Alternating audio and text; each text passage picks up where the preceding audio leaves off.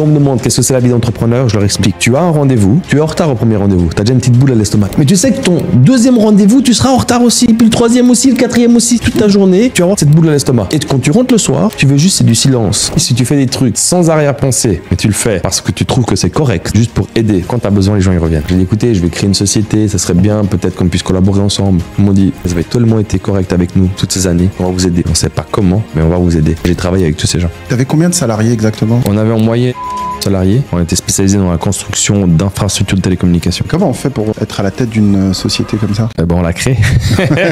Dans le silence, tu commences à faire de l'échiquier. J'enlève de là, je mets là. Attends, ça va arriver quand? Non, je prends de là, je mets là. Et quand tu te réveilles le matin, tu dis ah, j'ai la solution. Le sommeil, c'était ma méditation. C'est le moment que je remettais les cartes, que je remettais tout à plat. C'est ça la vie d'un entrepreneur. Le gars qui dit moi je sais tout. Non, c'est faux. Tu ne sais pas tout. Est-ce qu'il y a un moment où tu as voulu tout arrêter? Moi, je pense avoir fait minimum, sans exagérer, 2 burn-out. Mais minimum.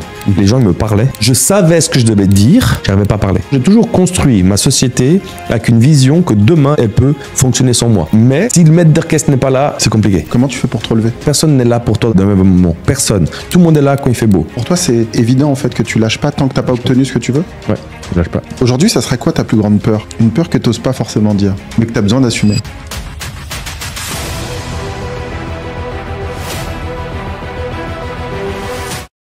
Bonjour Marco. Bonjour Hicham. Comment tu vas? Bien, merci. Ça me fait plaisir que tu sois là, plaisir que tu sois dans ce podcast. L'objectif du podcast, c'est de comprendre un peu comment fonctionne, j'allais dire, le cerveau des entrepreneurs. Et pour moi, tu fais partie de cette race d'entrepreneurs qui ne lâchent jamais et qui rebondissent quelles que soient les étapes. Et très rapidement, en fait, je vais te présenter et tu me diras si c'est juste. Aujourd'hui, je sais que tu es entrepreneur dans l'immobilier et tu habites en Suisse. Tu es papa de 2 enfants, un patrimoine avec plusieurs millions d'euros. On est d'accord? Oui. Et derrière tout ça, moi, je t'ai connu lors d'un mastermind. Et ce qui m'avait vraiment marqué chez toi, c'était la gentillesse que tu pouvais avoir. Et en même temps, tu pouvais avoir une très forte rigidité lorsqu'il s'agissait de se mettre au travail. Mm-hmm. Alors, est-ce qu'il y a quelque chose que tu voudrais rajouter par rapport à cette description? Je sais pas, ça me gêne. Non. C'est bon. Non? Ok. Et si tu devais te décrire toi, sans parler de métier, sans parler de quoi que ce soit, tu dirais quoi de Marco?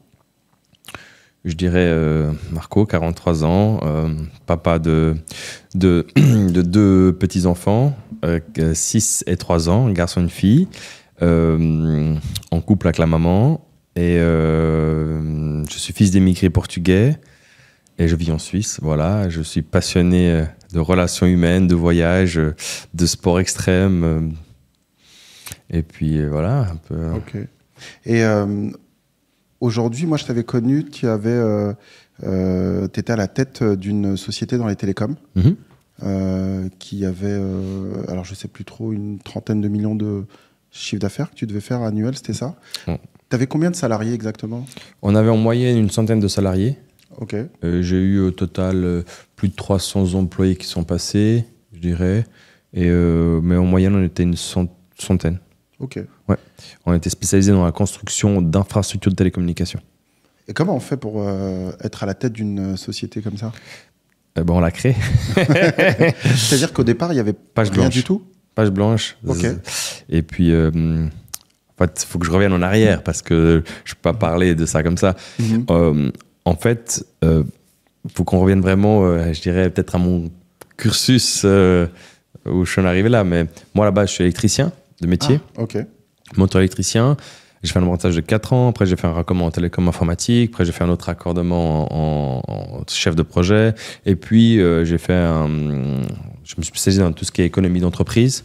Okay. Et puis, toujours en cours du soir, tout ça. Hein. Ça m'a pris 4 ans pour l'apprentissage, ça veut dire 2 ans pour tout ce qui est télécom, 2 ans pour chef de projet, puis après encore 2 ans pour tout ce qui est économie d'entreprise. Et puis, je fais électricien. Après, je me suis spécialisé en télécommunications, comme je l'ai dit. Et je suis rentré en fait dans une boîte qui s'appelle Swisscom toujours. C'est la plus grosse boîte de télécommunications en Suisse. Et j'ai postulé plusieurs fois à des postes de cadre. Et puis à la 11e. C'est quoi là? Puis à la 11e fois, on m'a pris. D'accord. Plusieurs fois, c'est-à-dire que t'as pas lâché? En fait, non, j'ai pas lâché. Chaque fois, je postulais, chaque fois, ça revenait en arrière. Et puis, moi, j'étais au service de dérangement, tout ce qui était problème, en fait, téléphonie, mais aussi problème d'informatique, mais aussi, c'était le lancement, en fait, de la box TV. Et puis, il fallait résoudre tous ces problèmes. Moi, j'étais la personne qui allait résoudre ces problèmes chez les gens. On était en quelle année, là, à peu près, pour resituer 2007. 2007. Et puis, j'ai postulé. Et la 11e fois, on m'a appelé aux ressources humaines. On m'a demandé si j'avais un problème. On m'a sorti toute ma pile de dossiers. On m'a posé ça sur la table. Tu vois. On m'a dit, vous avez un problème? Je ne comprenais pas. On m'engueulait presque. Tu vois. T'as un problème. Hein. Je ne comprenais pas. Puis le gars me dit, vous avez postulé 11 fois à des postes de cadre. Je dis, ouais, moi, je recevais en fait mon dossier de candidature à la maison. Je ne savais pas qu'ils les gardaient. En fait. Toi, tu reçois, mais les stocks. Ouais. Et puis, il me dit, ouais, vous avez un problème? Je dis, non, je n'ai aucun problème. Je dis, vous avez postulé 11 fois? Je dis, oui. Puis je dis, ouais, mais si c'est pour ça que vous m'engueulez, vous énervez pas, j'ai tout mon temps, je repostule encore 11 fois s'il faut. Puis le gars, il me regarde, il me dit, mais t'as vraiment un souci, toi? Je dis, non, j'ai pas de souci. Je suis une locomotive, c'est tout. Je suis pas un wagon.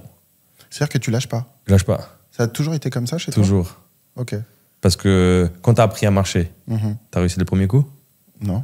Alors voilà. Mais du coup, pour toi, c'est évident en fait que tu lâches pas tant que t'as pas obtenu ce que tu veux? Ouais, je lâche pas. Et ça, quand t'étais plus petit, c'était déjà ça? Ah, je sais pas. Tu sais pas? Non. T'as grandi où, toi, exactement? Jusqu'à l'âge de mes 6 ans, dans la région de Lisbonne. Ok. Et après, 6 ans dans la région dans le canton de Vaud. Entre Étoile, Saint-Pré. Et qu'est-ce qui s'est passé entre-temps, du coup? C'est-à-dire que t'es né au Portugal? Né au Portugal. Donc t'as vécu au Portugal? J'ai vécu au Portugal. Ma mère m'a laissé avec ma grand-maman quand j'avais 28 jours. Ma grand-maman ne pouvait pas trop s'occuper de moi. Alors c'est une amie de ma grand-maman qui a demandé à ma mère de pouvoir m'élever. Et ma mère a accepté. Alors voilà, on a une relation un peu... voilà, c'est comme ça. Et puis ma mère un jour s'est réveillée quand j'avais 6 ans. Et ben, elle a demandé que je revienne vers elle, en Suisse. Et puis je suis revenu en Suisse. Et ça a été un changement, un choc total. Qu'est-ce qui a changé en fait pour toi? J'ai perdu ma maman. Ma maman de cœur était ma maman. Faut pas oublier, t'es un bébé, tu nais avec... voilà. Et puis tu te retrouves avec une dame, certes, que sur papier c'est ta maman, mais c'est pas ta maman.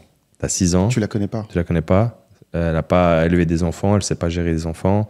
Ce qui veut dire que c'était... Qu'est-ce que tu as ressenti toi en tant qu'enfant? De l'abandon. Ouais. De l'abandon. C'est triste parce que j'ai ressenti de l'abandon du côté de...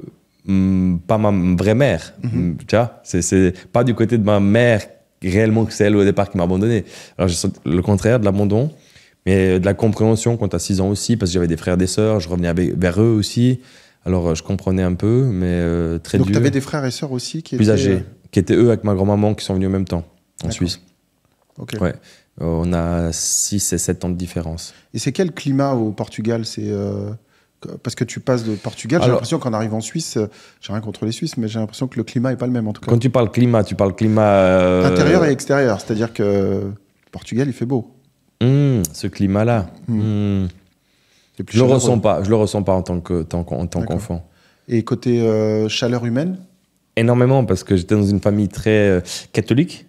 J'ai été éduqué très catholique, c'est-à-dire que à l'âge de mes 6 ans, très catholique.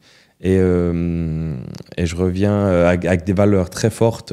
Justement, le côté que tu parles de je suis très humain et tout ça, c'est ce côté-là, c'est le côté beaucoup à l'écoute du prochain. J'aime bien, je fais très attention à ça. C'est des valeurs qu'elle ma maman m'a transmises en tant qu'enfant. Et je reviens dans une famille formidable. Mes parents, mes vrais parents, c'est des gens formidables, mais qui n'ont jamais... Ils n'ont pas élevé leurs enfants. Je dirais, à vouloir peut-être grandir dans la vie. Ils ont immigré, c'était difficile, tout ça. Tu vois, alors, c'est-à-dire qu'ils n'avaient pas trop la fibre paternelle et maternelle, parce qu'ils ne l'ont jamais fait. Alors, c'était difficile pour moi, en tant qu'enfant, d'arriver là. Et puis, quand j'avais une difficulté avec ma maman adoptive, que j'appelais maman, elle s'asseyait. Marco, c'est quoi ta difficulté? Explique-moi. Un grand échange. Il y avait de la communication. Et puis, avec mon papa adoptif, beaucoup d'intellect. Beaucoup me parlait. Je me rappelle, j'avais 4-5 ans, on me parlait de la guerre au Koweït, il me parlait du pourquoi, du comment. Il me disait tout le temps, la guerre des hommes, ça se fait toujours. C'est territoire, pouvoir, argent. Et on parlait de ça. Et on rentrait dans ces discussions avec un enfant, tu vois. Alors, et de l'autre côté? Et puis de l'autre côté, non. Parce qu'en fait, la difficulté n'est pas la même. La difficulté, c'est plutôt s'en sortir financièrement. On est là pour créer notre richesse, tu vois. Difficile. La vie en Suisse pour un immigré est très compliquée. Tu vois, mon grand-père est venu en Suisse dans les années 70, je pense, et mon père l'a suivi, et puis on est là, on se bat, quoi. Tu vois, c'est l'immigration. C'est pas comme aujourd'hui que c'est un pays de bisounours. Hein. Et quand tu es arrivé à l'école, tu as senti une différence ou Ah, complètement. Tu parles pas la langue, mais justement, c'est pour ça que aussi on pourra rentrer dans cette discussion, mais c'est pour ça que des fois les gens ils me voient en parlant en français avec peut-être de l'arrogance, parce que je suis très fermé, fort. Je suis carré. Je suis pas trop rigolo comme ça, contrairement du portugais, je suis plus... Parce que j'ai toujours dû m'imposer. Chaque chose que j'ai dû faire, j'ai dû m'imposer. Donc pour toi, j'allais dire la Suisse, c'est... Je dois m'imposer. Je dois m'imposer parce que je dois faire des coudes. On me comprend pas, je parle pas la langue. Tu forces quoi. On se moque de moi. À l'école, c'était très difficile. Tu vois, de la lecture, n'importe. Tu vois, c'était compliqué. Mais en même temps, ça crée ton caractère qui lâche pas. Ouais. Et qui veut une revanche quelque part aussi derrière. Ouais. Parce que tu vas jusqu'au bout. C'est-à-dire que 11 fois le CV, tu le poses et on te le renvoie, tu continues. Ouais. Si on revient à ce moment-là du CV, peut-être, ça sert à rien du CV, simplement, cette fois-là, le gars, il me dit non, mais écoute, cette fois, c'est bon. Il m'a sorti une mallette là, avec un ordinateur, il m'a fait tu es responsable de la partie ouest, Switzerland, hein, y compris le Tessin, avec son petit accent suisse-allemand. Et tu vas développer le secteur fibre optical pour l'intérieur des immeubles. Et puis j'étais le responsable pour développer le projet à l'intérieur des immeubles. Je devais, avec d'autres, après, évidemment, on devait mettre en place tout le secteur de fibre optique à l'intérieur des immeubles qui constitue. Qu'est-ce que cela représente? Ça représente créer des guidelines, négocier, aller voir des fabricants pour créer des nouveaux produits, comment on allait construire, comment on allait développer, quels étaient les prix qu'on allait utiliser, quels étaient les moyens de communication qu'on allait avoir avec des futurs partenaires. Je devais auditer des sociétés partenaires, tu vois. C'est drôle parce que j'ai des anecdotes là-dessus qu'on peut parler des heures, mais surtout une, c'est qu'à ce moment-là, je deviens le big boss de cette identité. Et il s'avère que toutes les sociétés électriques voulaient travailler pour Swisscom, parce que c'était un projet énorme. Mais là, tu étais salarié ou... Et j'étais salarié. Ouais, là, j'ai une anecdote là-dessus qu'on peut en discuter des heures. Et je sais même pas si... Mais ça veut dire que tu n'as pas commencé l'entrepreneuriat encore? Non, là, je suis juste le salarié, mais un salarié qui gagne très, très, très bien. Là, tu es vraiment dans le haut de la vague. Je suis hors norme salariale suisse, mais aussi un coup de chance. D'accord. Un coup de chance total, qu'on peut rentrer dans les détails. Mais en fait, tu es arrivé en plein lancement de Je suis arrivé dans un projet de fibre optique, d'accord? Ça veut dire que Swisscom, c'est l'identité suisse, et moi, je suis arrivé dans un secteur qu'on allait développer, mais c'était un projet. Et ce projet-là, on l'a mis en place, on l'a développé, et puis il est passé production qu'en 2012, tu vois? On est en 2008, à ce moment-là, 2008, 2009, peut-être 2009. Puis ce projet est passé production en 2012, tu vois, vraiment. Et puis, moi, j'ai géré tout ça. Mais l'anecdote là-dedans, c'est que celle-là, c'est la meilleure, c'est que moi, j'étais à un certain moment électricien, comme je t'ai dit. Et j'étais au service des dérangements, c'est-à-dire tout ce qui était problème, je dirais, électrique. C'est le SAV. Ouais, exactement. Puis à un certain moment donné, si on rentre là-dedans, parce que c'est super intéressant, c'est là-dessus aussi qu'il faut garder la mémoire que tu sais jamais le jour de lendemain. Mon chef direct part en vacances. Et c'est le patron un des patrons, ils étaient deux patrons, un patron qui garde le lead sur mon secteur à moi. Et moi, les matins, je venais chercher du matériel ou n'importe. Et puis des fois, vers 9h, je venais chercher du matériel. Puis le gars, il me dit tout le temps, mais tu fais quoi ici? Agressif, tu vois, vraiment. Tu fais quoi là? Et ces moments-là, tu vois, je lui dis une fois, deux fois, trois fois. Troisième fois, je dis, mais t'as pas confiance en moi? Vous avez pas confiance en moi? Je vois, vous avez pas confiance en moi? Il me dit non. Je dis, c'est très bien. J'ai pris les clés du fourgon. Je lui dis, les clés sont là. Il me dit, tu fais quoi? Je dis, moi, monsieur, pas confiance, je pars. Et en plus, je vous apprécie pas. Il m'a dit, mais je t'aime pas non plus, je te fais pas confiance. Je dis, c'est très bien. Les clés sont là, t'as pas le droit de partir, tu nous dois 2 mois. Je dis, je vous dois rien du tout. Gardez l'argent, gardez tout. Moi, je pars. Et je suis parti. Les années font que cette société, ding dong, monsieur Enriquez, on souhaiterait travailler pour vous. Son collègue, l'autre patron. Ah ouais. Et à ce moment-là, j'ai pris le téléphone, j'ai appelé, mais je dis, mais est-ce que vous vous souvenez, vous savez qui je suis? Il dit non. Je dis, j'ai travaillé pour vous. L'histoire là. Ah, mais de l'eau qui a coulé sous les ponts, monsieur Enriquez. Je dis non, il se présente ses excuses et vous travaillez pour nous.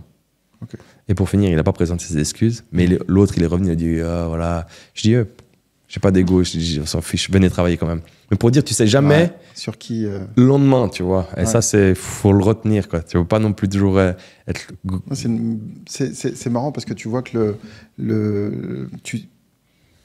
tu sais jamais de quoi la vie est faite. Et celui aujourd'hui que tu peux potentiellement dénigrer. Bah demain, ça peut être celui qui peut te sauver aussi. Ouais. Donc, ça met beaucoup d'humilité en tout cas. Ouais. À avoir. Et quand est-ce que tu deviens entrepreneur? Je deviens entrepreneur. Alors, en parallèle de ça, quand j'étais chez Swisscom, j'avais déjà monté 2-3 petits trucs. J'avais monté 2-3 petites affaires à gauche à droite qui ont jamais trop fonctionné. Ça a fonctionné. Et puis je prenais toujours mon meilleur pote avec moi, quoi. Tu vois. Alors à chaque fois, le gars, il me disait c'est Namar, quoi. Tu vois. Et puis quand le projet est passé production en 2012 chez Swisscom, j'ai décidé en 2000. Je suis resté une année comme personne de référence, mais je m'emmerdais beaucoup. Et j'ai décidé là, j'ai dit, écoute, c'est le seul moment. Mais c'est difficile parce que quand tu gagnes très bien ta vie, mais vraiment très très bien ma vie, je gagnais vraiment. Mais il faut préciser, cet argent ne venait pas de Swisscom. Ok. Pourquoi? À un certain moment donné, ça faisait 6 mois que j'étais dans ce poste-là, mon big boss vient vers moi et il me dit, Marco, on a un souci. Il me parle de CAPEX, de trucs. Moi, à ce moment-là, CAPEX, qu'est-ce qu'il me dit? Je comprenais rien au Next. Je ne comprenais rien. Il me dit, on a un problème, il faut que je t'internalise. Je te mette externe. Je dis, mais ça veut dire quoi, toi, externe? Oui, tu vas recevoir ton salaire de quelqu'un d'autre. Alors je dis, mais je ne comprends pas. Tu vois, il me dit, t'inquiète pas, on doit mettre des frais dans la boîte, c'est un projet. Ok, bon. Tu vas rencontrer quelqu'un, et puis tu écris tes conditions, puis ce monsieur-là, il va te les accepter. Et... Ok. Alors j'ai rendez-vous sur une aire de repos, non, sur une station d'essence vers Berne, avec un gars je l'attends, je ne connaissais pas. Le gars, il arrive. Bonjour, en allemand, tu vois. Moi, mon allemand, à ce moment-là, était très compliqué, mon allemand. Je ne comprenais rien. Puis le gars, il me dit à ce moment, tu parles portugais? Je dis, ouais. Il me dit, ma femme, elle est brésilienne. Alors, ça a un peu ça a désamorcé le truc. Alors, on parle, tout va. Hein. Puis le gars, il me dit, t'as mis tes conditions sur le papier? Je dis, oui. Il ouvre ce petit papier. Je m'en rappellerai toujours. Le gars, il ouvre le papier, comme ça, il fait, tac. Ok. C'est bon. Direct.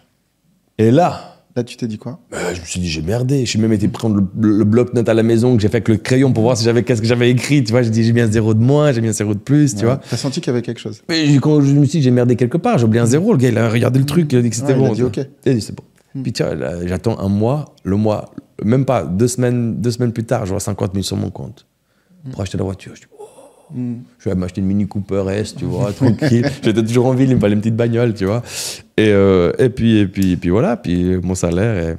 D'accord. Et puis une année plus tard, mon patron me dit, le boss de Swisscom me dit, maintenant c'est bon, on a les fonds, on t'interne. Ouais. À ce moment-là, il me dit, bah écoute, t'as ton contrat? Je dis, ouais, j'ai mon contrat. Il regarde et il me dit, mais il me dit, c'est quoi ça? Je dis, écoute, tu m'as demandé de mettre les trucs. Rester comme ça. Je reste comme ça. Donc t'as réintégré. Et j'ai banqué. J'ai continué à vivre avec le même salaire et à tout mettre de côté. D'accord. Du coup, t'as de plus en plus d'employés aussi?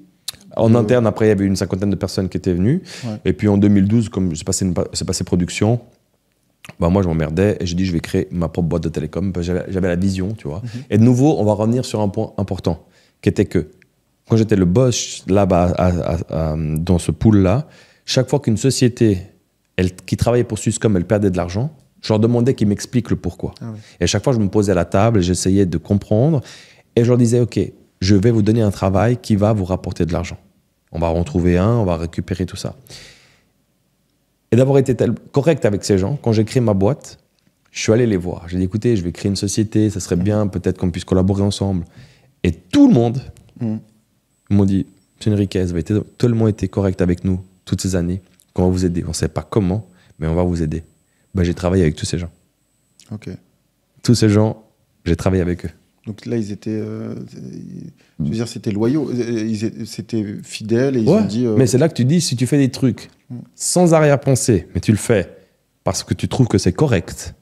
Et moi c'est ma philosophie de vie. Tu le fais sans arrière-pensée, juste pour aider, pour être correct. Ben, quand tu as besoin, les gens y reviennent. Ok. Ça m'a moyen, pas toujours, mais en moyenne, oui. Et tu as déjà été trahi pendant ce trajet-là, à peu près? Ou t'as fait trop confiance? Pas trahi dans ce trajet-là, mais dur quand tu es dans une grosse boîte où tu es le responsable de beaucoup de gens qui veulent ta place. Alors chaque fois que tu pars en vacances... Comment tu sens ça que les gens ils veulent ta place? Quand tu pars en vacances, ils cherchent toujours c'est une erreur de lui, c'est une erreur de l'autre.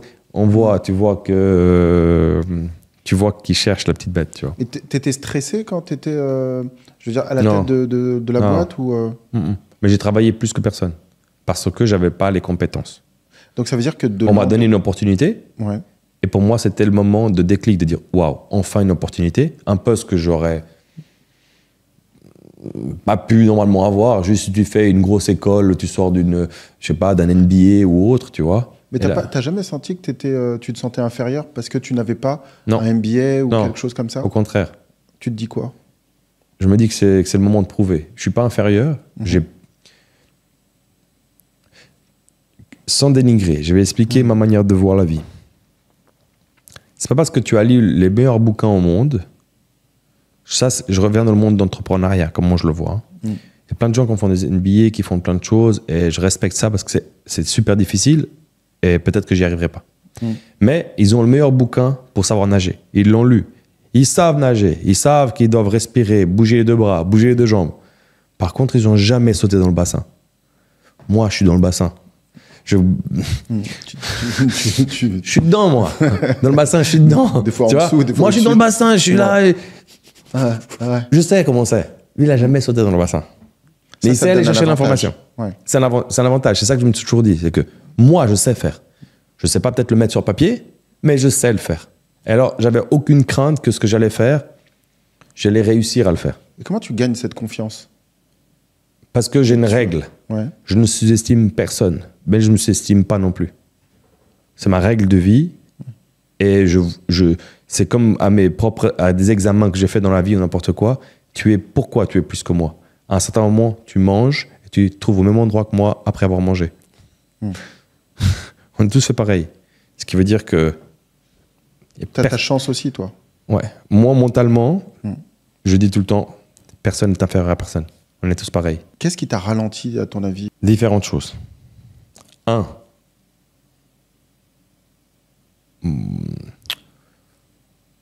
D'où je viens. La mentalité d'où je viens. Ça veut dire comment on pourrait dire ça? Les connaissances... Comment je pourrais expliquer ça? Les connaissances, les croyances du monde d'où je viens. Monde ouvrier. C'est-à-dire ce qu'on discute et ce qu'on parle, c'est qu'on travaille pour de l'argent. Voilà, ça m'a freiné déjà. On travaille pour de l'argent. Voilà, ça m'a freiné. Parce que toi, en vrai, tu as connu les deux. Tu sais partir du monde du travailleur à celui où tu es entrepreneur et celui aussi où tu es le CEO d'une boîte. Oui, mais tu m'as demandé qu'est-ce qui m'a freiné. Ouais, c'est ça. Ça m'a freiné. Mais du coup, ce que tu dis ça, c'est les croyances que tu as. Les croyances limitantes du système ouvrier. Voilà, ok. 2, le système ou plutôt le système scolaire d'aujourd'hui. Le système scolaire d'aujourd'hui, ce que moi j'ai vécu, n'est pas en phase avec des types comme moi. Est-ce que tu considères que toi, tu fais le cursus scolaire, il n'est pas fait pour toi? Il n'est pas fait pour moi, ni aujourd'hui, ni il est fait pour... Et encore moins hier. Il n'est pas fait pour moi hier, et il n'est pas fait pour moi ni aujourd'hui, ni pour les enfants d'aujourd'hui. Je vois que mon fils... Ce système-là, pour moi, il ne joue pas. Peut-être que c'est-à-dire que si tu le mets, ton fils, dans le circuit, tu dis, il arrive où, au final? Je ne sais pas. Mais je ne sais pas parce qu'en fait, je l'éduque à la maison actuellement, déjà. Et je lui pose plein de questions. Dans la voiture, on est en train de discuter. Je dis, comment tu fais et je lui dis, tu sais comment on fait de l'argent? Et il m'a répondu l'autre jour, oui, il faut vendre. Je dis, ok, il faut vendre quoi? Il me dit tout, tu fais un peu joli, puis tu vends. C'est bien résumé. Ça veut dire que dans sa tête, je vois que ça fonctionne. Mais ce que je veux dire par là, c'est que moi, je suis dyslexique. Je suis à 30 ans que j'étais dyslexique. À l'âge de 30 ans. C'est pas que je l'ai su quand j'étais enfant. Alors, comment tu l'as su? Parce qu'en fait, j'ai engagé une personne pour du développement personnel de société. Et en discutant avec lui, il m'a dit on va faire un petit test. Puis on a fait le test, il m'a dit, mais vous êtes dyslexique? Je dis, oh. Je dis, vous mélangez pas des fois les B, les P. Je dis, ouais, des fois, je commence une phrase, puis après, je rajoute le début de la phrase. Derrière, il me dit, ouais, ok. Et après, il m'a demandé, montrez-moi comment vous gérez votre journée ou tout votre administratif. Et puis moi, je regarde tout ça et je lui montre tous mes dossiers et tout ça. Il me dit, vous êtes super structuré. Il me dit, c'est un truc de dingue. Moi, j'ai 3 systèmes de rangement. Par des gens peuvent en avoir 1 ou 2. Moi, je n'ai 3. Pourquoi, à ton avis, t'en as 3? Si tu me demandes à n'importe quoi, donne-moi ce document-là. Tu pourras demander à ma femme, je te le trouve en un instant. Mais est-ce qu'il y a un lien avec la dyslexie, à ton avis? Oui. Oui. Justement, c'est là qu'il a dit, ah mais c'est n'importe. Les casseroles. Tu vas ranger une casserole. Il y en a qui ont un tiroir casserole. Moi, non. J'ai le tiroir casserole. Côté casserole, côté poêle, côté couvercle. La dyslexie, elle t'apprend quoi? Je suis assez... Elle t'apprend quoi, la dyslexie? Qu'en fait, que j'ai des lacunes. En fait, j'ai des... Comment dire? Dans ma tête, ça a toujours été comme ça. Je suis moins performant. J'ai un handicap par rapport à toi, par rapport à n'importe qui d'autre. Je voyais que j'avais un handicap. Je comprenais pas tout de suite tout. Tu vois. Ça implique quoi, du coup? Ça implique une structure beaucoup plus détaillée pour qu'à n'importe quel moment, je puisse aller chercher cette information. Que tu sois réactif. Ouais. C'est-à-dire que, voilà, c'est ça. Donc, du coup, tu as structuré, entre guillemets, grâce à la dyslexie, tu te structures beaucoup plus que les autres. Le fait d'être structuré te permet d'aller plus loin que les autres et rapidement. Ouais. Donc, tu ne te perds pas en chemin. Non. Voilà. Ouais. Donc, du coup, merci la dyslexie. Complètement. Mais si tu avais su, à l'âge de 5 ans, que tu étais dyslexique, à ton avis, ça aurait été quoi la trajectoire de Marco? Mais à ce moment-là, c'est catastrophe. Si je l'aurais su. Pourquoi? Parce qu'à l'époque, c'est comme t'es gaucher. T'es gaucher. Tu vois, aujourd'hui, gaucher, c'est normal. Dyslexique à l'époque, voilà, de nouveau. T'aurais été mis dans une case. Ouais. Mais j'étais déjà mis dans une case à l'époque. Pourquoi? Parce que, et c'est ça que je l'ai déjà répété 50 fois, je trouve complètement mauvais. Je t'explique encore. À l'école, nous, il y avait 3 degrés. C'est-à-dire que même si tu avais, je sais pas comment c'est en France ou n'importe, mais tu as la 5, 6e année, 7e année, 8e année, 9e année, tu finis l'école, après tu as des... Bref. À partir de la 5e année, tu as 3 degrés. C'est-à-dire que tu as la 6e, tu as la 6e normale, option, supérieure ou bien pré-gymnasiale. Pré-gymnasiale, tu vois, c'est ceux-là qui sont déjà à l'aise, ils vont faire de l'algèbre, ils vont faire des langues. Et puis, ceux qui sont en terminale, tu vois, tu es déjà catégorie, toi, tu vas aller faire les chantiers, tu vois. Et moi, j'étais là. Ouais, tu étais dans la voie professionnelle, quoi. Tu vas aller travailler. On ne m'a même pas donné l'option de faire autre chose. C'est que... Voilà, ça veut dire qu'à ce moment-là, quand je finis l'école, on me donne l'option d'aller faire des tests d'aptitude pour faire un travail manuel que j'ai fait. J'en ai loupé un, électricien. Mais ça veut dire que tu avais une appréhension devant les tests? Non. Devant les examens? Non. Aucune. Ok. Est-ce que tu avais une appréhension devant les gens de manière générale? Est-ce que tu as cette perception que peut-être qu'ils voient que j'ai quelque chose de différent? Non. Ok. Et comment tu fais pour faire le lien avec le jugement, du coup? Comment tu sens que tu es jugé? Ou pas? Parce que tout à l'heure, on disait le jugement des autres, ça peut te toucher. Quand je te disais ce qui pouvait freiner. Est-ce que ça peut te... Moi, ce que je me demande, c'est est-ce qu'il y a un lien avec la dyslexie ou pas du tout? Ou le jugement des autres? Qu'est-ce qui te fait croire que... Est-ce que l'autre... Des fois, tu dis l'autre est meilleur que moi ou pas? Non? Oui, bien sûr. Ok. Ah, sûr. Moi, je vois des gens qui sont beaucoup... Ah oui, bien sûr. Ah, ça, c'est sûr. Ah, non, non, ça, c'est clair. Je me remets beaucoup en question. Oui, mais qu'est-ce qui te fait que tu te mets en question, à ton avis, tu te remets en question? Parce que je veux évoluer. Ok. Moi, je veux mais est-ce que tu as peur de l'échec en soi? De rater? Alors, je vais te dire que j'avais pas peur de l'échec avant d'avoir une famille. Ah. Parce que, pour moi, un échec, c'est pas... Après, ça dépend comment tu parles l'échec, hein, d'accord? Oui, bien sûr. Mais je disais, de faire banqueroute, je m'en fous, moi je peux manger des pâtes, du riz, un lit, tu sais, je vais me débrouiller. Mais quand tu as une famille et puis tu as... Mais c'est quoi, c'est la responsabilité? La responsabilité, ouais. Alors moi je dis, moi j'aurais été... Si j'avais été papa avant, plus tôt, je pense pas que j'aurais entrepris tout ce que j'aurais fait. Okay. J'en suis persuadé. À cause des responsabilités du papa? J'aurais pas fait aussi grand. J'aurais fait peut-être différemment. Peut-être. Ok. Parce que j'aurais fait différemment. Je vois que ça peut freiner. Ça peut pas, ça freine. Moi, je vois, je suis beaucoup plus... Aujourd'hui, je réfléchis plus. Et quand on t'a dit, par exemple, à un moment, t'as revendu ta société. Ouais. Tu l'as vu comme quoi? Tu t'es dit, ouais, génial, c'est la liberté, ou tu t'es dit, tiens, merde, qu'est-ce que je vais devenir? Qu'est-ce que je vais faire? Non, il y a une histoire là derrière. Alors, je crée la boîte, parce qu'en je crée la boîte en 2013. Je la revends en 2021.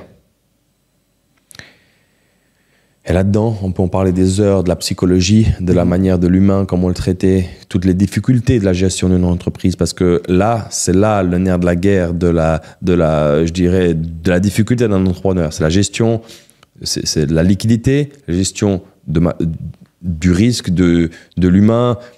Là, je peux en parler, je peux m'asseoir avec n'importe quel entrepreneur, je peux parler des heures de ça. Moi, j'ai eu un déclic en 2019 lors de la mort de mon papa. Pourquoi? Papa a 62 ans, qui décède du cancer. Mon fils avait 9 mois. Et là, en fait, il y a quelque chose qui se passe dans ma tête. C'est que, ok, je gagne très bien ma vie. J'ai une boîte qui tourne, plus de 100 employés, tu vois. C'est cool, tu vois. Mais je me lève à 5 h du matin, je rentre à la maison, 19-20 h. Et là, dans ma tête, mon papa qui part, 62 ans, et je dis tout le temps, tu ne peux pas te rendre compte de quelque chose si tu ne l'as pas vécu. J'ai eu plein de personnes, malheureusement, je dis bien d'employés où leurs parents sont décédés, ils étaient dans mon bureau, moi je leur tapais dans l'épaule, je leur disais mes condoléances et tout ça. Mais tu ne veux pas savoir ce que c'est quand... Ouais. Voilà. Et peut-être ces gens, ils voulaient peut-être un câlin et une discussion plus profonde. Aujourd'hui, je m'en rends compte et je regrette de ne pas avoir pu faire ça. Ce que je dis par là, c'est qu'à ce moment-là, mon papa décède et je me dis, je cours après quoi? La brique et le plastique. C'est quoi? À gagner plus pour acheter une plus grande maison, la brique, plus grande, voilà, et du plastique, de tout ce qui est matériel, voiture ou autre, n'importe. Et en fait, je me dis, en fait, je cours après quoi? Voilà, non. À ce moment-là, je dis non. On sécurise, je tire le frein à main, sécurise, je passe plus de temps avec mes enfants. Donc, et j'essaye de faire une vie différente. Tu réajustes. Je réajuste. Et je me dis que je peux aussi gagner des sous avec mes connaissances d'entrepreneuriat ailleurs. Voilà, c'est un peu... C'est un peu ce qui t'a guidé. Il y a eu un virage. Il y a eu le virage, et ce virage, c'était celui-là. Voilà, c'était celui-là que j'ai fait. Et tu regrettes des choses de cette époque-là ou pas? Ouais, beaucoup. Je regrette beaucoup de choses, beaucoup. Mais énormément de choses que je pourrais parler, mais des heures des erreurs de management, de faire l'erreur entre la sympathie et l'empathie. Ça, c'était ma plus grande... C'est-à-dire, développe ça, sympathie, empathie, c'est-à-dire que t'es trop gentil. En fait, j'explique. Quand tu crées une boîte, et quand ta boîte, elle cartonne, et tu pars d'une feuille blanche, avec tes petits sous, et que ta boîte, elle facture des millions, des dizaines de millions, ta vie, elle change. Tu peux dire ce que tu veux, ta vie, elle change. Alors moi, vu que je suis quelqu'un de très redevable, tous ces gens qui m'ont fait confiance depuis le début, ces gens qui t'ont aidé, qui m'ont aidé, parce qu'ils m'ont aidé, parce que j'avais une philosophie de management qui est différente de la plupart des gens. Par objectif, tu fais pour moi, je ferai pour toi. La journée, c'est ça que tu dois faire. Quand c'est fini, tu rentres chez toi. Tu as une vie, tu as des enfants, tu as une famille. Quand tu as fini ton travail, tu rentres chez toi. Par contre, si c'est pas fini, fais-le jusqu'à la fin et le lendemain, tu partiras à plateau. Tu vois, j'ai toujours une main lave une autre. Je dis tout le temps ça dans le jargon et moi je dis tout le temps une main lave une autre. Et des fois, je croisais mes employés à 2 h. Tu vas bien, ouais, ça va. Vous avez fini? Oui, patron, on a fini, on rentre. Ok, c'était 2 h l'après-midi. Par contre, je leur disais, si une fois. Oui, j'ai besoin de toi. Non, si une fois il y a une couille, quelque chose qui a mal fonctionné, on ne discute pas. La lettre, elle est là, t'es dehors. On ne discute pas. Pourquoi? Ça manque, c'est une trahison. Et tout le monde avait compris ça. Alors, et automatiquement, quand tu as des employés qui se donnent comme ça pour toi, il y a de l'efficience. Si tu as de l'efficience, tu as des sous qui sont à la clé. D'accord? Et alors, moi, j'avais je me sentais redevable pour ces gens. Parce que ces gens-là, ils m'ont fait grandir. Alors, quand ils viennent vers moi, patron, j'ai besoin d'argent, boum. Patron, mon papa, tiens. Ah, je dois faire une dent, tiens. Ah, j'ai acheté une voiture, tiens. Ouais. Et je faisais en fait le papa. Je prêtais de l'argent, machin, je donnais. Et je faisais le papa avec tous ces gens. Et de la psychologie. Le chien est mort, la femme m'a trompé, j'ai besoin de ci, j'ai besoin de ça. Et tous les soirs, c'était ça. Alors, on va arriver au point le plus crucial. C'est que c'est une erreur de management, ça. Parce qu'aujourd'hui, avec du recul, si moi... Parce que, comment je pourrais dire ça? Quand tu as ta gestion d'entreprise, tu dois mettre tout le monde sur un... Ouais. Dire, écoute, c'est fait, c'est pas fait, t'es loin, et puis tu penses qu'aux chiffres. Et moi, non. Je pensais aussi au bien-être de chaque personne. Je faisais le Noël des enfants. Je passais... moi, je m'habille... On commence par le début. Je faisais une journée dans un magasin à choisir des cadeaux pour les enfants en fonction du sexe et de l'âge. Ah oui. Et je m'habillais en Père Noël et je me donnais les cadeaux. Les familles venaient et je leur donnais les cadeaux aux enfants. Je faisais beaucoup de choses pour mes employés. Tu vois, alors il y a... Tu faisais trop, en fait, c'est ça que j'entends. Oui. J'avais même des gens qui étaient à la rue, ils dormaient dans des appartements qui étaient à moi sans me payer de loyer. J'ai fait énormément pour eux. Mais est-ce que tu as senti une trahison à un moment ou ça a été plutôt... Quel est le retour de bâton, en fait, d'être trop gentil ou trop empathique? Alors, il y en a plusieurs. Un, si tu fais, c'est que je le mérite, et pas forcément. D'accord? Si tu me donnes de l'argent, c'est que je le mérite, et pas forcément. Parce que des fois, ça va pas bien, et puis... en fait, tout ce qui est dû, tout ce qui est donné, c'est du dû. Ça, c'est déjà des erreurs, tu vois. Pour moi, je pensais que tu pouvais retenir de l'argent des gens avec de l'argent, chaque fois en les augmentant. C'est pas juste. Je pensais aussi le bien-être des gens, tu vois. Des fois, je trouvais des appartements pour eux, j'ai aidé la famille. Et en fait, non. Ils allaient chez un concurrent pour gagner 500 francs de plus par année. Tu vois, et des choses... En fait... T'arrives pas à comprendre leur système, du coup. T'arrives pas des fois à comprendre leur manière de penser. Et là, des fois, j'étais triste. Parce que je me disais, j'ai vraiment fait tout pour toi. Oui. Et j'ai des histoires, mon bras droit, j'ai plein de choses comme ça. Mais est-ce qu'il y a quelqu'un qui a fait quelque chose pour toi? Mais tous ces gens ont fait quelque chose pour moi. D'accord. Moi, je trouve que tous ces gens l'ont fait pour moi. Ça veut dire qu'ils ont cru à la société, ils l'ont fait grandir. Mais du coup, toi, tu te sens redevable? Je me sentais redevable, mais erreur. Erreur que je ne ferai plus. Tu vois, aujourd'hui, je rentre dans des boîtes où j'investis ou n'importe. J'ai aucune empathie. Plutôt, non, je n'ai plus aucune sympathie. J'ai de l'empathie. C'est-à-dire que je comprends, c'est difficile, mais je ne peux rien faire pour toi. Ici, dans un cadre professionnel, tu as un cahier des charges. Tu as un cahier des charges, tu fais ton cahier des charges. Ah, mais j'ai fait. Non, tu es payé pour ça. Vous n'êtes pas content? Écoutez, vous faites votre vie, je fais la mienne. Et avant, c'était pas ça. Ah, attends, on va trouver une solution, parce que je veux que tout le monde soit heureux et paisible. Et non. Quand tu es un patron de boîte, tu peux pas faire ça. Déjà, le tutoiement est interdit. Ça dépend le secteur d'activité, mais le tutoiement est interdit. Pas trop de rapprochement, en fait. Moi, j'ai tutoyé tout le monde. Pourquoi? Parce que je sors d'une grosse boîte où on tutoie tout le monde, et je rentre dans une structure que c'est la mienne, où je tutoie. On se tutoie, voilà. Tu vois, c'est des gars qui sont plus jeunes que moi, je les tutoie. On se tutoie, tu vois. Un jour, il y a un gars qui me balance une boule de neige. Je suis là comme ça, je rentre, je vais à bureau, boum. Et il rigole, 3-4 qui rigolent. Je dis, mais balance une boule de neige au patron.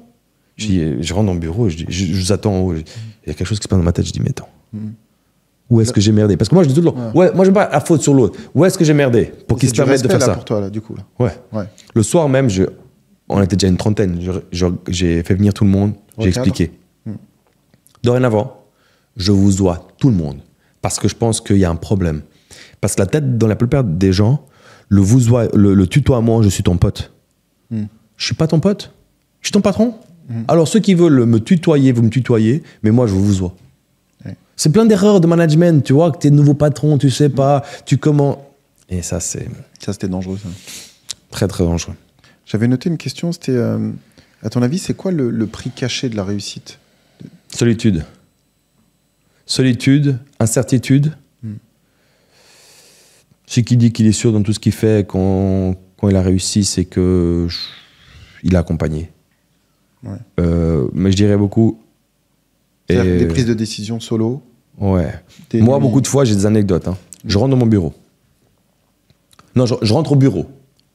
Quinzaine de personnes qui sont au bureau, du staff interne. Ils me sautent dessus comme si tu sautes sur un chat qui veut sauter sur une souris. Patron, on a décoché un boulot pour 1 million, il faut engager 5-6 personnes, il faut acheter des machines pour 300 000. Qu'est-ce qu'on fait? Et puis là, tu vois, tu dois prendre une décision. Et cette décision, elle aura un impact direct ou indirect. Et toi, tu dois la prendre. OK? À ce moment-là, qu'est-ce que tu fais? Moi, à chaque fois, je faisais, vous me laissez juste un petit moment? Je m'enfermais dans mon bureau et je me disais, mais... Et là, je me disais, mais attends. Si maintenant, j'augmente la masse salariale, je paye déjà 600 000 balles tous les mois de salaire. Et Dieu sait, et moi, combien de fois je rentrais des fois le 15 du mois, c'est-à-dire il manquait 15 jours pour payer, même pas 10 jours pour payer le salaire, parce qu'on paye le salaire tous les 25, et je savais pas où aller chercher les sous. Parce que tu factures beaucoup, tu fais beaucoup de bénéfices, mais en fait, entre la liquidité et le bénéfice, c'est deux choses différentes. Hein. J'ai tout le temps, la liquidité, le travail, c'est tes poumons, la liquidité, c'est ton oxygène. Ouais. Et des fois, je disais, je vais chercher l'argent. Mais je suis fier de dire, et s'il y en a un qui dit le contraire, c'est que c'est un gros menteur. Tous les 25, tout le monde a eu son salaire. C'est une grande fierté. Qu'est-ce qui se passe si le 25, ils n'ont pas leur salaire? Comment tu gères ça? C'est le chaos. Ouais. Mais ça, les gens ne le savent pas, en fait. Et les gens, ils sont toujours à zéro. Ouais. Ils sont à zéro sur leur compte bancaire. C'est-à-dire que les gens ne savent pas gérer leur... Non. Sur 100 employés, en moyenne, je dirais 80%, même plus, ils ne savent pas se gérer. Et c'est les plus petits salaires que tu leur donnes le salaire le 25. Le 25, ça veut dire que le 20, il n'y a plus rien déjà dessus. C'est-à-dire, même pas moins d'un mois, il n'y a plus rien. Et zéro. C'est fini. Ouais. Ok. Tu vois, au début du mois, ça y est, c'est parti. Quoi. Ouais. Où je l'étais là avant d'arriver là sur les salaires. On était sur le fait de c'était par rapport à la question. Oui, voilà. Je devais prendre la décision. Oui. Je rentre dans mon bureau et je disais, ok, je monte la masse salariale. Mais purée. J'augmente la masse salariale, je dois acheter pour 300 000 francs de matériel, de machines et tout ça. Je baisse ma trésorerie. Mais si je dis non, mon client va le donner à mon concurrent. Et la prochaine fois, peut-être qu'il va même plus venir vers moi. Donc c'est stratégique. Et chaque fois, tu dois dire, ok, où je mets mes curseurs? Je les mets où? Je prends le boulot en prenant le risque d'augmenter la masse salariale, baisser ta trésorerie, ou je dis non parce que je suis sur la réserve et je sécurise et je prends le risque d'après de plus avoir de travail. Que le client le prenne mal ou que... Et chaque fois, tu dois prendre cette décision. Et eux, ils sont là, normal. Ils sont tout contents de te dire ça. Et je dis, ça, c'est une pression que la plupart des gens ne peuvent pas comprendre. Est-ce qu'il y a un moment où tu as voulu tout arrêter?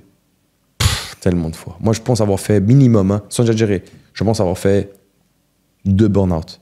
Mais minimum. Les gens, ils me parlaient. Tu n'étais pas là. Je savais ce que je devais dire. C'est-à-dire vraiment, je savais ce que je devais dire. Je comprenais. Je n'arrivais pas à parler. Je faisais... Je reviens. Je partais. Et je me mettais dans mon bureau. Le chaos. Le cerveau, il est... Et je savais que si je baisse les armes, à ce moment-là, je vais... Mon empire... D'un coup. Et j'ai toujours construit ma société avec une vision que demain, elle peut fonctionner sans moi. Mais c'est toujours compliqué. Si le maître d'orchestre n'est pas là, c'est compliqué. Ouais. C'est-à-dire que personne ne va gérer ta propre société comme toi. C'est très simple. C'est pour ça que les gens ils disent « Ouais, moi je donne de l'argent à un conseiller financier. Mais le gars, il appuie sur le bouton. Mais c'est pas son fric. T'appuies, toi, quand tu dois investir sur quelque chose. Tu transpires un moment avant d'appuyer. Lui, il s'en fout, c'est pas ton pognon. Ouais, et de nouveau, de la gestion d'entreprise, le gars qui va prendre les commandes de ta société, s'il n'est pas intéressé par rapport à un fees, à un bonus à la fin, il n'en aura rien à faire. Mais ça veut dire que le stress est présent quand même quand tu es... Constant. Quand on me demande qu'est-ce que c'est la vie d'entrepreneur, je leur explique pour B.A.B.A. des gens. Tu as un rendez-vous, tu es en retard au premier rendez-vous, tu as déjà une petite boule à l'estomac. Mais tu sais que ton deuxième rendez-vous, tu seras en retard aussi, puis le troisième aussi, le quatrième aussi. C'est toute ta journée, tu vas avoir cette boule à l'estomac. Et quand tu rentres le soir, tu veux juste, c'est du silence. Et dans le silence, tu commences à faire de l'échiquier. J'enlève de là, je mets là. Attends, ça va arriver quand? Non, je prends de là, je mets là. Et quand tu te réveilles le matin, tu te dis, j'ai la solution. C'est ça. C'est parce que moi, le sommeil, c'était ma méditation. C'est le moment que je remettais les cartes, que je remettais tout à plat et que je faisais C'est ça la vie d'un entrepreneur. Le gars qui dit, moi je sais tout. Non, c'est faux. Tu ne sais pas tout. Tu avances, on t'attend. Tu mets, tu enlèves. C'est comme ça. Et du coup, je me disais, mais comment tu fais pour garder l'énergie quand il y a cette solitude ou les coups durs? Comment tu fais pour te relever? Pas le choix. Pas le choix. Personne va venir avec un petit sourire. Personne n'est là pour toi dans le mauvais moment. Personne. Tout le monde est là quand il fait beau. Alors moi, tu sais, j'ai une petite histoire là-dessus. C'est l'histoire très simple. Mon téléphone, quand j'étais patron, il sonnait. On rigolait. On se marrait. Toutes les minutes, il sonnait mon téléphone. On se marrait entre nous. Parce que j'éteignais le téléphone, et on se marrait. J'ai vendu la boîte. Mon téléphone, il a arrêté de sonner d'un jour au lendemain. Tu vas au restaurant, ah, monsieur Enriquez me dit que votre table est prête. Tu vas quelque part, concert, t'es invité dans les concerts, les trucs, les matchs de foot, t'es invité partout. On VIP, t'es partout. Les agences de voitures t'invitent, ils te prêtent des bagnoles, ils viennent te les déposer même au bureau. Vous essayez, vous nous rappelez. T'as toutes les marques de voitures, ils viennent. Ouais. Tout va bien. Et du jour au lendemain? Du jour au lendemain, t'apparaît plus au registre du commerce. C'est fini. Ah, vous avez vendu, c'est fini, terminé. T'es plus personne. Alors, il y a un problème d'ego au début, hein, d'accord, qui est difficile à gérer, ce problème-là. Mais après, il y a aussi une délivrance. Ouais, ça vient après par la suite. Délivrance, tiens. Aujourd'hui, ça serait quoi ta plus grande peur? Une peur que tu n'oses pas forcément dire, mais que tu as besoin d'assumer. Il y a la peur et la réalité. Ok. Mais tu as peur. Et il y a la peur. Pour moi, la peur, c'est vivre dans le futur. Ah, d'accord. Okay. Donc, d'accord. La peur, c'est vivre dans le futur. Ouais, c'est la projection. Alors, si maintenant je dis, là, actuellement, tu as peur de quoi? Je dirais, rien ne peut m'arriver maintenant. Mais ma peur, réellement, aujourd'hui, c'est mes enfants et ma famille. Okay. Tu vois, c'est ça ma peur. C'est dire, je peux merder à un certain moment donné avec mes affaires. Ça a un impact. Ça peut avoir un impact. Alors, ça n'aura pas un impact très fort, immédiat, je dirais, parce que je sécurise bien avec des sociétés, des structures, d'holding et tout ce qui est avec. Structuré. Mais ça peut quand même avoir un impact sur notre quotidien. Tu vois? Et là, tu t'en voudrais. Et je m'en voudrais. Mais, il y a un mais. Et le grand mais, c'est quoi? Mon fils aura déjà un couteau aiguisé. C'est ça. Parce qu'à table, on ne parle pas de foot, on ne parle pas de voiture, on ne parle pas de... Non, on parle de... divertissement, tu parles pas là-dessus. Je parle de problèmes économiques, je parle de guerre, on parle de ci, les impacts qu'il y aura. Il comprend qu'on doit acheter un produit. Imagine, il sait qu'on doit acheter quelque chose pour le transformer, pour le revendre. Il a compris ça. Et il vient avec moi sur des chantiers où on a cassé des maisons. Il me dit, pourquoi tu casses? Je dis, on va faire un immeuble. Un immeuble, pourquoi tu vas faire? Puis après, quand je vends, il me dit, mais pourquoi tu vends? Je dis, parce qu'on a besoin de sous pour vivre. Il a compris ce processus. Ce qui veut dire que dans sa tête, il a déjà des cartes en main que je n'avais pas. Ok. Ça me fait penser à la question, c'est quel conseil tu donnerais à Marco quand il a 20 ans? Si tu pouvais remonter là, tu lui dirais quoi? Apprends à vendre, ce que je n'ai jamais fait. Moi aujourd'hui, tu vois, mais si tu me dis mes grandes compétences, qu'on se comprenne, les compétences que j'ai, management,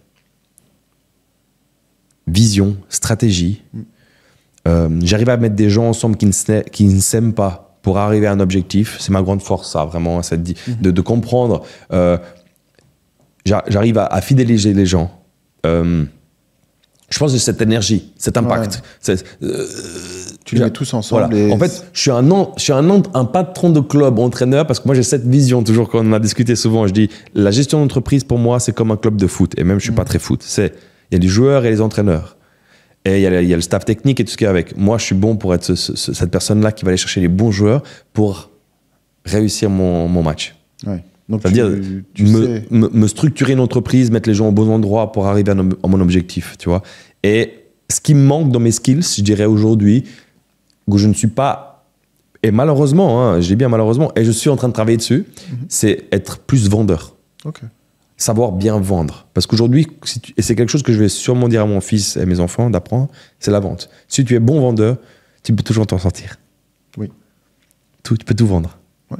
Parce que je comprends, tout à l'heure on discutait, aujourd'hui tu es très structuré, donc ça tu n'as plus besoin de le travailler. Non. Parce que c'est ce qu'il fait. Mais après, derrière, développer la vente, c'est ce qui ramène beaucoup plus de clients, etc. Alors j'avais une autre question, c'était... quel conseil tu donnerais à un entrepreneur qui démarre dans l'immobilier aujourd'hui? Faire.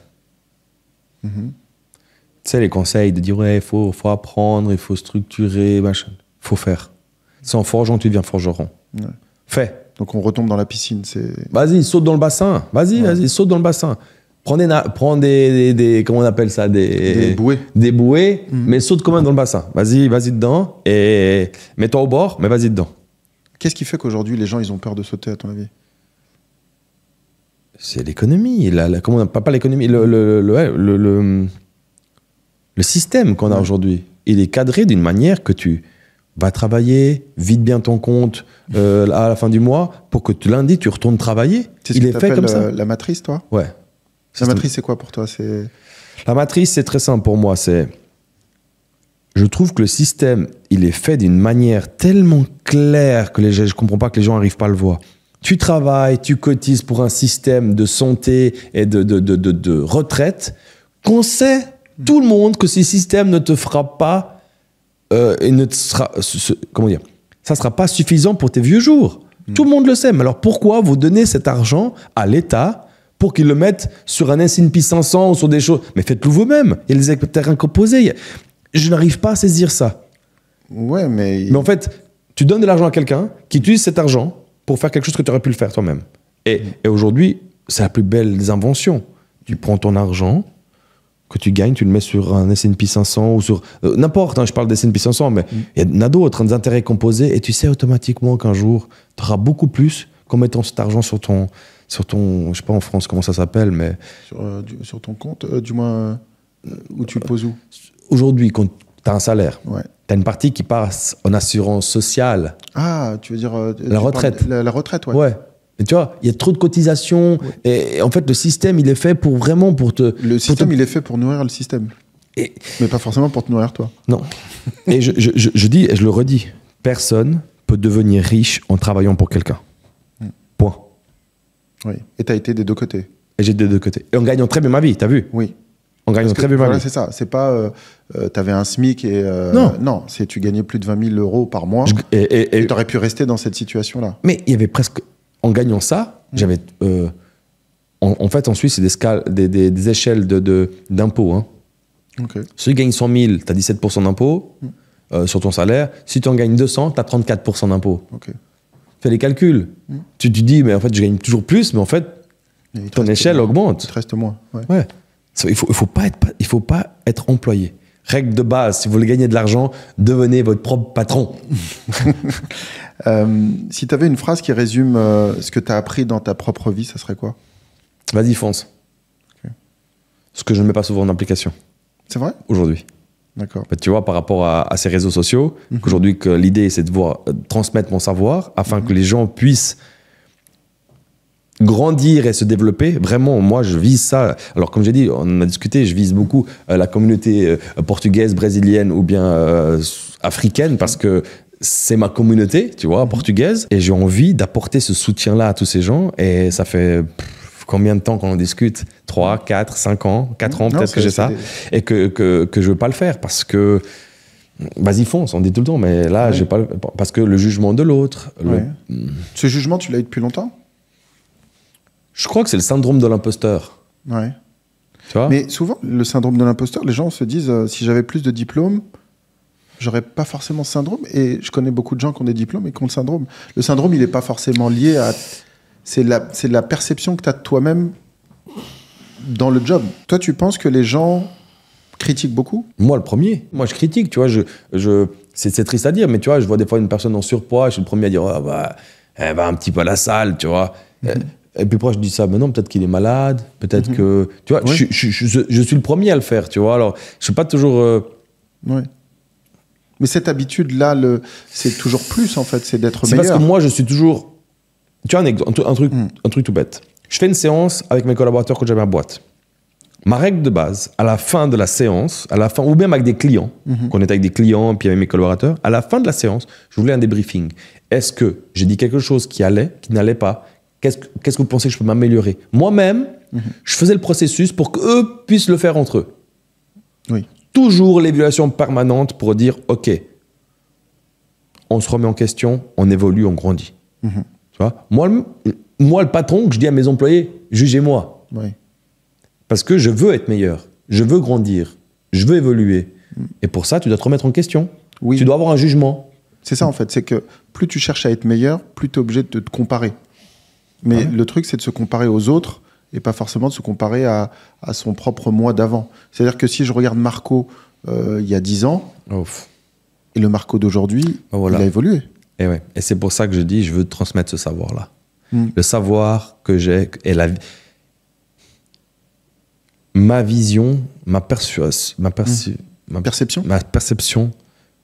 aujourd'hui du monde n'est plus la même à des années-lumière du Marco d'il y a 20 ans. Il était comment le Marco d'il y a 20 ans? Attends. Si j'avais pu m'asseoir à une table 1 heure. 1 heure avec le Marco d'il y a 20 ans. 1 heure. Ça, c'est bien. Ça me fait même envie de pleurer. Il y a 1 heure, juste lui dire, écoute, arrête ça. Perds pas de temps là-dessus. Perds pas de temps à étudier ça. Arrête avec ça. Fais pas ça. Concentre-toi là, là et là. Et c'est exponentiel. Ça me met même des larmes aux yeux parce que je me dis, si j'avais eu la chance de me poser avec moi il y a 20 ans, je dirais peut-être que je serais milliardaire, ouais. Parce que j'aurais eu 20 ans de plus. Qu'est-ce qui t'a perdu dans ce chemin-là?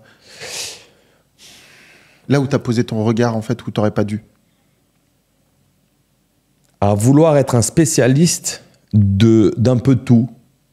Tu vois, de dire, ok, je vais être spécialiste de ça, je vais être spécialiste de ça, parce qu'un jour, peut-être, j'aurai un grand poste dans ce domaine-là. Mais en fait, on s'en fiche de ce poste-là. Il faut être un généraliste. Il faut comprendre l'écosystème, juste comprendre comment ça fonctionne un petit peu, et être le maître d'orchestre. Il faut pas se perdre à être expert. Non. Ou bien tu veux être un expert parce que tu es passionné par ton travail et ce que je peux concevoir. Et des fois, j'ai souvent des discussions, pas souvent, parce que je les évite de plus en plus, avec mes amis, des fois ingénieurs et trucs comme ça, et que je vois leur quotidien, leurs difficultés, où je leur dis, mais purée, vous êtes faux, là, faites pas ça. Et puis je dis, oh, c'est normal, vous avez fait ça parce que vous étiez employé. Et puis, putain, ils me regardent pour dire quoi? Ça veut dire quoi? On est moins que toi? Et des fois, ça peut être paru comme... Là, tu peux paraître arrogant. Arrogant, ouais, mais ça sort tellement naturellement que je dis non, c'est pas ça, c'est que vous pouvez faire différemment, tu vois, et c'est pas méchant, mais je vois qu'en fait... Mais ils peuvent pas faire différemment.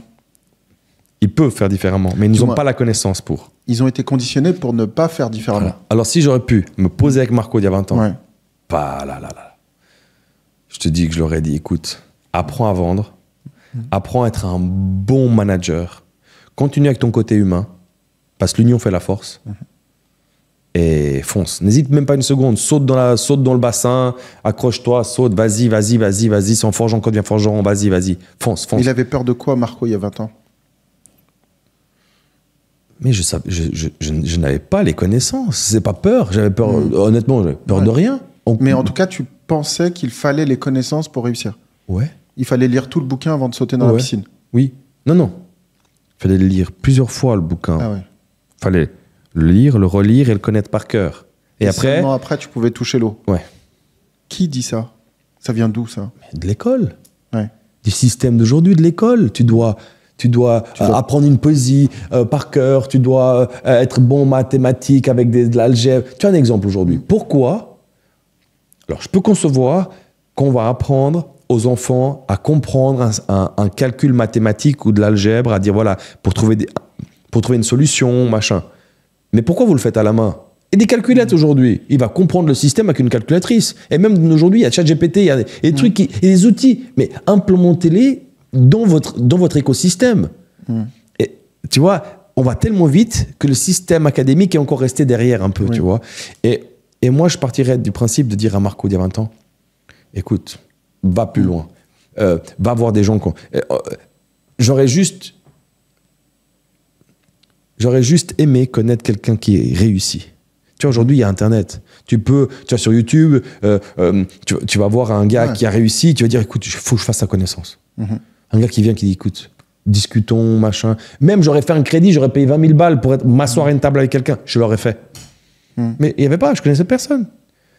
J'étais entouré de gars qui faisaient la même chose que moi. Tu sais, ça, cette fameuse règle, dis-moi qui tu traînes, je dirai qui tu es. Ma grand-mère me le disait. Elle est là, hein. Tu traînes avec des voyous, tu connaîtras toutes les combines des voyous. Tu sauras voler des voitures. Peut-être tu ne passeras pas à l'action, certes, mais tu vas connaître toutes ces combines. Tu traînes avec un gars qui fait que des affaires, il a acheté ça, il a revendu ça, il a investi là. Tu vas dire, il a fait. Dans ta tête, ça va se fonctionner. Ah ouais, mais peut-être que je peux le faire aussi. Tu vois? Ça va mûrir. Voilà. Et pour finir, si tu devais laisser un message aux gens qui nous regardent, qu'est-ce que tu leur dirais? Il faut entreprendre, il faut faire quelque chose. Tout le monde a des compétences, tout le monde a du savoir. Il faut simplement faire. Sans forgeron qu'on est forgeron. Et surtout faire. T'as peur, je comprends.